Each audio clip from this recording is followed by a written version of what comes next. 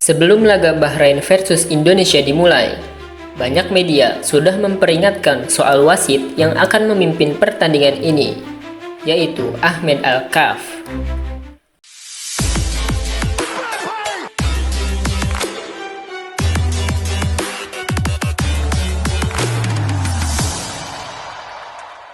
Nama ini sudah terkenal di Asia, tapi bukan karena reputasi yang baik. Sejak lama, Al-Kaf dikenal dengan keputusan-keputusan kontroversialnya. Berbagai media sudah memberikan sinyal bahwa kehadirannya bisa jadi bumerang bagi timnas Indonesia. Sebagai contoh, saat memimpin pertandingan Arab Saudi versus Thailand di Piala Asia U20, keputusan Al-Kaf untuk memberikan penalti dianggap sangat merugikan Thailand. Di AFF 2014, insiden serupa terjadi saat Singapura menghadapi Malaysia, di mana Al-Kaf memberikan penalti yang membuat Singapura tersingkir dari turnamen. Dan benar saja, terjadi lagi. Ahmed Al-Kaf kembali menjadi sorotan di laga krusial antara Indonesia versus Bahrain. Pertandingan kualifikasi Piala Dunia 2026 antara Bahrain dan Indonesia dimulai dengan tensi tinggi. Indonesia yang berambisi meraih kemenangan tampil dengan semangat juang luar biasa. Meskipun bermain di kandang lawan, Garuda tidak gentar. Namun, Bahrain unggul lebih dulu melalui gol cepat Mohamed Marhon di menit ke-15. Namun, Indonesia tidak menyerah. Gol penyama kedudukan datang di penghujung babak pertama. Ragnar Oratmangun memanfaatkan peluang emas di dalam kotak penalti Bahrain dan mencetak gol, mengubah skor menjadi 1-1. Stadion semakin panas, dengan harapan Indonesia yang semakin tinggi. Memasuki babak kedua, ketegangan terus meningkat. Indonesia akhirnya mencetak gol kedua melalui Rafael Strike pada menit ke-74. Dengan tendangan lengkung dari luar kotak penalti yang indah, Indonesia unggul 2-1 dan kemenangan tampak sudah di depan mata. Namun, drama belum selesai.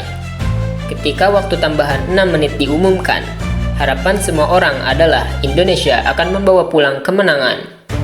Namun, waktu terus berjalan hingga menit ke-99, dan akhirnya Bahrain berhasil mencetak gol penyeimbang. Keputusan Al-Kaf untuk memperpanjang waktu tambahan ini jelas membuat Indonesia merasa dirugikan. Kejadian semakin memanas di tepi lapangan. Ketidakpuasan terhadap keputusan wasit mencapai puncaknya ketika wasit Ahmed Al-Kaf mengeluarkan kartu merah untuk manajer timnas Indonesia, Sumarji. Protes keras dari Sumarji yang tidak bisa lagi menahan kekesalannya atas ketidakadilan yang dirasakannya, berakhir dengan pengusirannya dari pinggir lapangan. Adegan ini makin memperkuat kesan bahwa laga ini penuh dengan drama dan keputusan yang merugikan Indonesia.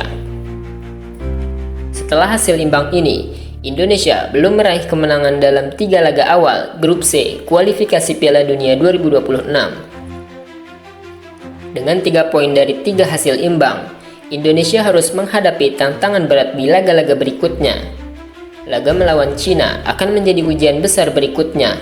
Untuk bisa lolos ke Piala Dunia 2026, Indonesia perlu memenangkan laga-laga kunci, termasuk melawan tim-tim kuat seperti Jepang dan Arab Saudi. Persaingan di grup ini semakin ketat. Setiap poin sangat berharga, dan Indonesia harus tampil maksimal tanpa terpengaruh oleh keputusan-keputusan kontroversial yang mungkin terjadi di masa depan. Kita juga tidak bisa meluapkan perkembangan pesat para pemain muda Indonesia seperti Asnawi Mangku Alam dan Witan Sulaiman yang terus menunjukkan potensi luar biasa. Jika mereka terus belajar dari pengalaman dan tampil maksimal, timnas Indonesia bisa menjadi ancaman serius di pertandingan-pertandingan berikutnya.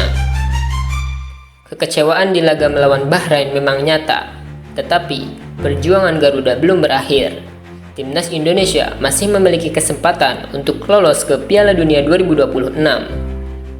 Dukungan penuh dari kita semua adalah kunci, karena dengan semangat yang terus menyala, Garuda bisa terbang tinggi. Garuda di dadaku. Kita terus berjuang sampai Piala Dunia 2026.